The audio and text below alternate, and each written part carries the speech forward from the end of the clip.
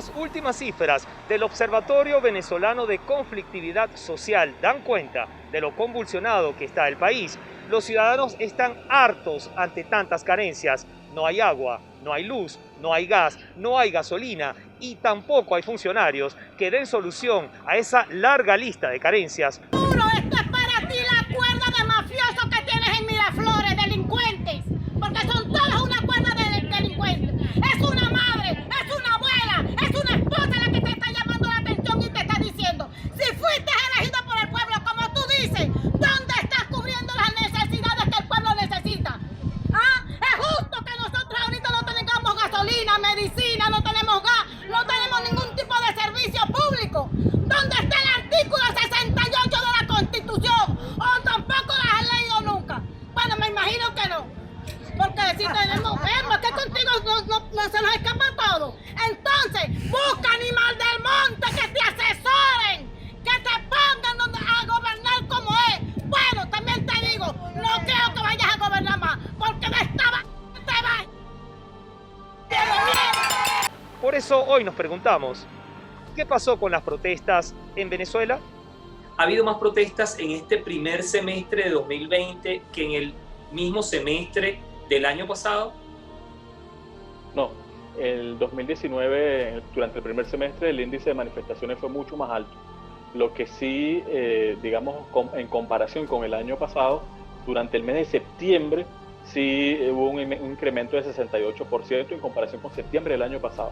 Pero cuando vemos el primer semestre, o digamos todo lo que ocurrió en el 2019, pues el índice de manifestaciones es muy superior, porque el año pasado, debemos recordar que el primer semestre del año fue bastante intenso en relación a las protestas digamos, de índole político y social, luego del 23 de enero, cuando Juan Guaidó hace su juramentación, y todos los llamados que se hicieron en los cabildos, luego vino el tema de la ayuda humanitaria. Entonces todo esto durante el primer semestre hizo que el índice de manifestaciones pues se disparara hacia el final, pero sin duda alguna que ya septiembre de este año sí, cuando comparamos septiembre de 2020 con septiembre de 2019, sí, este año el índice es mucho más alto y lo hemos visto en las últimas semanas.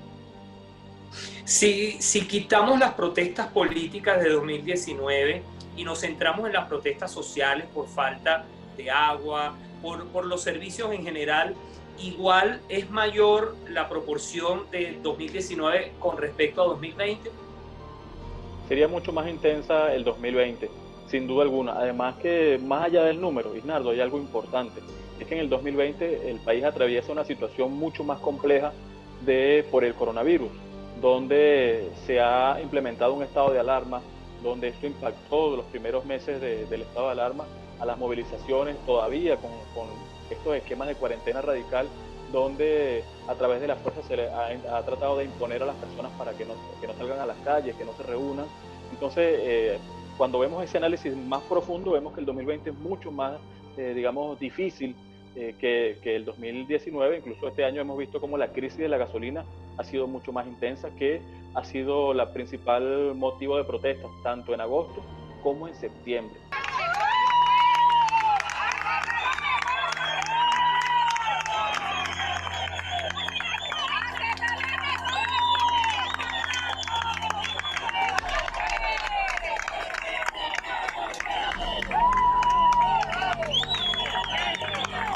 ¿Por qué las protestas son aisladas y no ha habido una conexión cuando la falla de servicios es en todo el país, la falta de gasolina es prácticamente en todo el país? Solo Caracas y sus zonas aledañas son las que cuentan con algo de gasolina.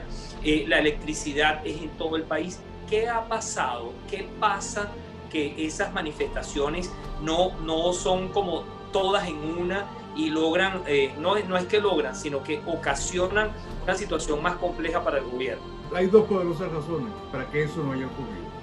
En primer lugar, la carencia tan básica en servicio, en comida, en manera de transportarse de un lugar a otro, manera de comunicarse, por las fallas en electricidad, entre otras cosas. Y la segunda razón es que no ha habido en los actores políticos, opositores, ni la disposición, ni la capacidad, o las dos cosas, para articular los focos de protesta social, que es lo que puede convertir eso en una gran explosión social en todo el país.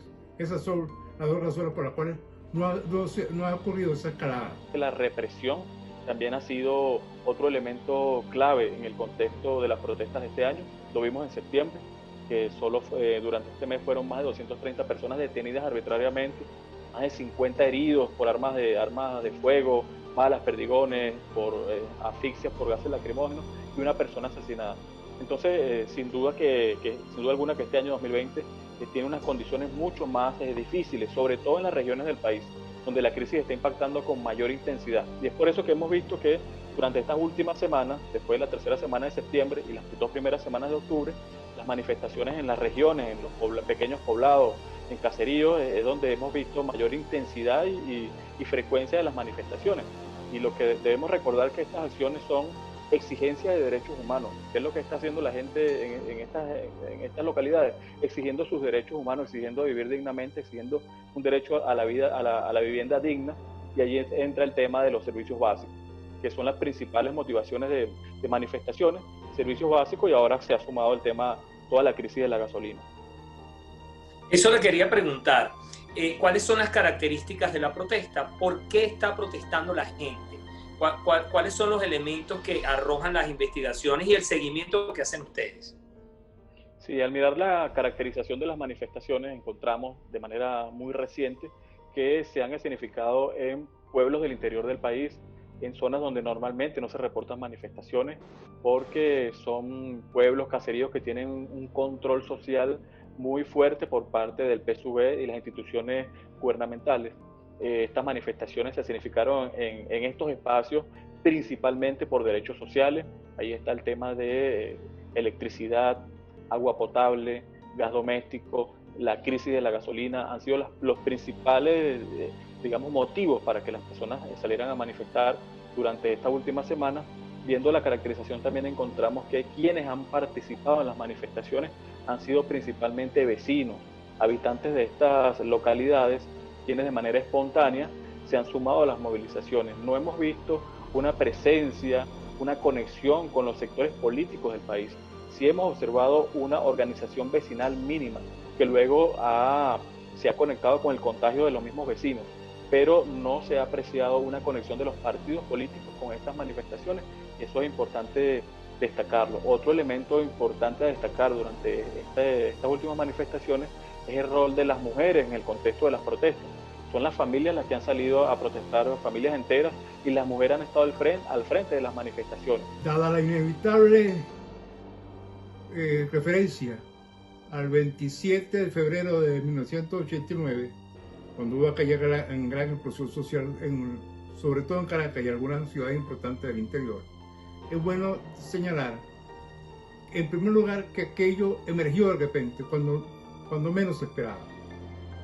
Y en segundo lugar, que a lo largo de la historia queda cada vez más claro, cada vez mejor demostrado, que hubo elementos de perturbación que generaron aquella protesta, que no fue tan espontánea como muchos pensaron al comienzo, que ciertamente había un descontento por una u otra razón, y se aprovechó un pequeño detalle prácticamente, que fue un ridículo aumento en el precio de la gasolina como razón, pero ciertamente ya está muy claro que eso fue manipulado por agentes provocadores.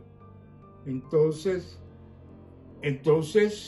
la referencia es buena, pero no tan pertinente. Es buena para recordar la historia, pero no tan pertinente, porque la historia no se repite exactamente de la misma manera. Yo creo que nuevamente hay un gran descontento ahora por muchísimas más razones, pero siempre se necesita algún actor capaz de articular esa especie de fragmentación de la protesta para que haya una protesta masiva de mucho mayor eficacia política.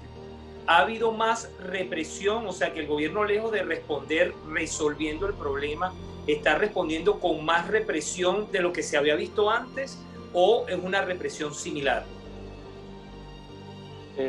La gestión de Maduro se ha caracterizado por responder a las manifestaciones populares y pacíficas con represión. Una represión ejercida por la Guardia Nacional, por la Policía Nacional Bolivariana y por los colectivos paramilitares, con el aval de los funcionarios a nivel local o regional. Entonces, la respuesta institucional a las manifestaciones en Venezuela no ha sido resolver los problemas de agua, de luz, de la cotidianidad, que es por lo que está manifestando la gente. La respuesta ha sido la represión, la criminalización, la estigmatización por salir a exigir un derecho, para tratar de quitarle legitimidad a las personas cuando salen a exigir lo que digamos, sus derechos humanos que tienen que ver con una vivienda digna. Y además de esta represión que ya conocemos, hemos visto en estas últimas semanas la militarización de los estados donde han ocurrido protestas. Al menos en 20 estados se ha reportado militarización, que digamos, es otra de las acciones para tratar o para impedir que las personas salgan a protestar pacíficamente. Sin embargo, todas estas acciones de criminalización, de judicialización, de señalamientos, no ha frenado la protesta venezolana. Y los índices sí nos demuestran eso, no solo en el mes de septiembre reciente, sino cuando vemos el histórico de nuestro país, encontramos que cada año se implementan nuevas leyes, nuevas acciones, nuevos equipos, digamos, antimotines, se suman nuevos grupos de civiles armados para tratar de intimidar a los manifestantes, y cada año el índice de manifestaciones aumenta. ¿La organización a la que usted pertenece ha sido hostigada por el gobierno para impedir el trabajo de investigación?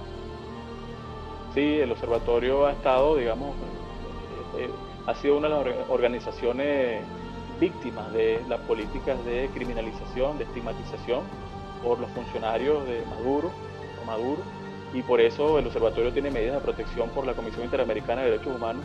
A corto plazo, no se vislumbran soluciones a la larga lista de carencias que afectan a los venezolanos y que provocan múltiples protestas. Todo indica que para que eso sea distinto, tendría que haber un cambio de gobierno. Gracias por su sintonía.